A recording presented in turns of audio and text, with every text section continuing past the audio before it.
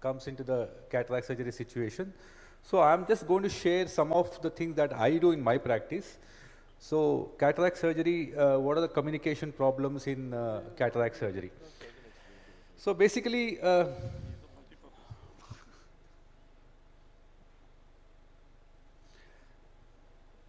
it's a forgotten soft skill. We don't normally teach our postgraduate. There's no curriculum in medical school or in post-graduation about how you communicate. Basically, you just learn by looking into our mentors. So it actually adds value to your surgical outcome. You can actually soften the blow. You can probably get brownie points if you are a good communicator. So the first thing is the second eye syndrome. See, let me just tell you a situation which normally I face. When the patient comes with both eyes cataract, I do a surgery, topical phaco, surgery goes very well. Patient is very happy after surgery, thinks I'm God, he's able to see everything, and he says, sir, I want the second eye surgery. When he comes for a second eye surgery, undergoes a second eye surgery, which is absolutely uneventful, just like the first eye, he's not at all happy after the second eye.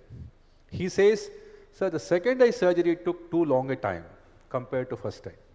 I could see very well after my first eye with the first operated eye, but the second eye I am not able to see anything.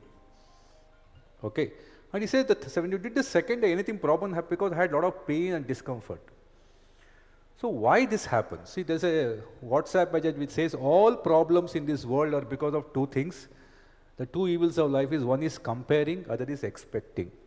If you don't compare yourself with anyone else, you will be always happy. If you don't expect anything from anybody, don't expect anything from your children, spouse, teachers, students, you will be very happy. Both the evils work on the second eye. When he comes to the first eye, he has no idea, he only has fear. He only has insecurity. He thinks that whether I will be able to tolerate this surgery on a very sensitive part of the eye. When he undergoes surgery, much to against his expectation, things happen very well, painless, short procedure, because he was expecting it to be a longer one. He is very happy. Now, second eye when he comes with expectations. He expects it to be very short procedure, painless, and he is going to see the moon, see everything. So with this burden of expectation, he thinks that even though you took the same amount of time, he thinks the surgery took longer. He thought it is very painless, but he had some discomfort. He always pits it against you. And very importantly, when he got the first eye operated, he compared that eye vision, even though it is not great, to the second eye which had cataract. Obviously, the first eye looked bright. Now when he gets operated for the second eye, he compares the second eye vision to the first eye which is already recovered and seeing very well. When he compares, he doesn't have the third eye with cataract now. So he says the second eye, I did not get good visual recovery. So this is about both expectations and comparisons spoiling the face. So I always tell the patient, second eye will take little longer. Second eye will be little more discomfort, you'll have little problem, and second eye will take more time to recover. Okay, if you can explain these evils, better. And about the Dr. Ambedkar already, see, my bad news is like in cataract surgery that you have, okay, you dropped a nucleus, you can put an IOL or whatever happened. See, the best time, see, if you have, let's say 20 cases lined up, second eye you have, there's a drop nucleus. See, you don't want to break the rhythm. You say, send the patient to the room, I'll come back and talk to them later. You finish your list and go on, you want to spend a lot of time explaining the relatives. Never do that. See, our patients see a lot of movies, Bollywood movies. What is the typical Bollywood movie operation theater? There's a closed door, there's a red light blinking, and people are walking in front, back and forth, and suddenly the door opens. Surgery is over, the doctor comes out, sometimes without a mask, without a cap, sometimes wearing a stethoscope, and he delivers a judgment. The surgeon delivers a life-shattering judgment. He says, "Bacche ko bacha sakte hai, nahi to maa ko bacha sakte hai," whatever. Or he says, 24 hours, hosh nahi aaye to gaya kaam se, whatever. Some life-shattering, life-changing judgment is given soon in the OT itself. So our people are conditioned to hear the bad news in the OT premises. Okay, so that is your area. That is where they are vulnerable. That is where they are mentally tuned to hear the bad news, because things can go wrong in a surgery. That is what they are tuned to. So you go out to the semi-sterile area with a mask, gown, everything. So that's why you are hovering over them. They are actually overpowered by your presence. Then you say, we started operating, we found some problem there, and should not put the IOL now. I've asked my colleague, a vitreoretinal colleague, to come and help me. I think we'll set it right. Don't worry. So they will take this news well. If you wait for your 20 cases to get over and go there, by then that vulnerability is gone. So they can turn hostile. They may probably, and also in the court of law, they may, if something happens, like they go to the court, you say, sir, doctor, he botched up my surgery and he didn't care. He came next day evening to meet me. What happened? He didn't even care. If there's a problem, he should have told me, right? That is that much of sense and compassion he should have. That may be pitted against you. Multifocal, see, very simple. For all juniors, it's very easy. Patients can get into trouble post-op. If you put a monofocal, there's a problem. If you put a trifocal, there's a problem. So let's use this, clarity versus convenience.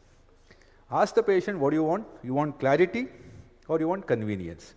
If you want crystal clear vision, go for monofocals, but you have to have a small inconvenience of wearing glasses at times. Whereas he says, I want convenience, I don't want to wear glasses. Then you have to forego a clarity a little bit. Don't overdo it. Okay. So if at all he says, why I'm wearing glasses? You chose clarity.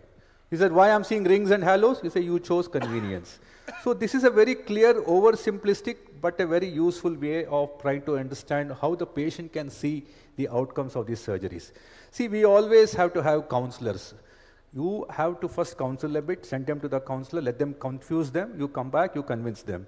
And FAQs, this is very important, like for toric lens. See, you always see patients to think that toric, you are jacking up the price. Always I tell the patients, you have two problems. There's a recent problem called cataract, and there's an old problem called you got a crooked cornea.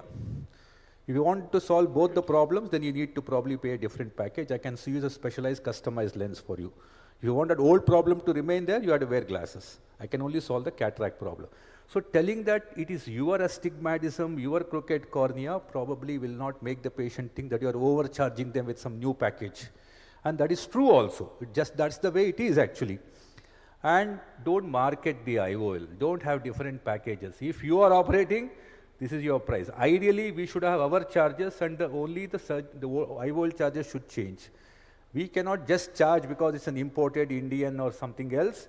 Ideally, a time should come where if Dr. A is operating, this is the charge, Dr. B is operating, this is the charge. So that is like advocates who have different packages. And lastly, very important, endophthalmitis, life-shattering, demoralizing, very disaster in most people's cataract surgery life. So it both calls for art and science, very important. You know the science part of it, but the art is very important. Please accept it. It is not TAS. It is endophthalmitis unless proved otherwise. Please fall in line, be proactive. Don't sit on it, be judicious, very important. Patient thinks that you have botched up the surgery, you basically promised a lot of things, there's a breach of promise. Associated with loss of vision, he also has pain and discomfort. And he thinks you are no good. He says it on your face, doctor, I came with hearing about your fame, you are no good, you are useless. Please take it. It's okay. Please take it. How to handle? Take care of it immediately. Please sensitize your staff. If somebody comes, got operated recently, comes, so I get sudden loss of vision. Whatever it is. Maybe corneal edema, even hyphema, whatever. Once they say, I can't see well from today morning, they should be taken care immediately. You may have 100 patients waiting. Please tell them to immediately take them away, whisk them away, and see them immediately. Even if you take 10 minutes, 15 minutes to see them, they may say, I waited for half a day waiting for this doctor's attention, he didn't come. So make it look quick and make it private. Don't ask them in front of other patients. They may say that you operated, I'm not able to see. Okay, it creates unnecessary problems. Show concern, but you don't have to bend backwards. Don't panic. Okay, you don't have to show your defensive attitude. And please ask this is very important. I do a topical surgery, so patients normally cease immediately after surgery to some extent. Next day it gets better. And the bacteria gets into vitreous cavity, proliferate, exudation, vision drops on second, third day. This is your window of opportunity. Please ask them, if the vision is not clear soon after the surgery, then my surgery might be wrong. I did the surgery, patient saw for 1.5 days, then the blurring started. Then the temporal sequence is important for the patient to understand. You have to make him understand. You ask him, when did the blurring start? Did you cough? Did you sneeze? Did you not put drops correctly? Somebody elbowed you, you rubbed the eye, put some kida in his head, that when did this start? He will say, yeah, I think I cried, I rubbed, I didn't put drops. Some event would have happened so that patient connects that to that, and he starts becoming more defensive. Never use the word infection. Tell all your juniors, staff, your residents, never say, you can't say, what happened, so you got an infection. Infection means septic. Don't use the word septic, pus. No. Say it's reaction. Infection is also a reaction, inflammatory reaction.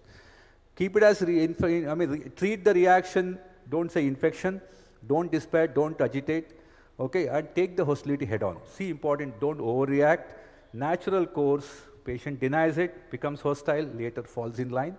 If you really show compassion, show your professional competency, everything is fine at the end of the day. Hold on to your nerves.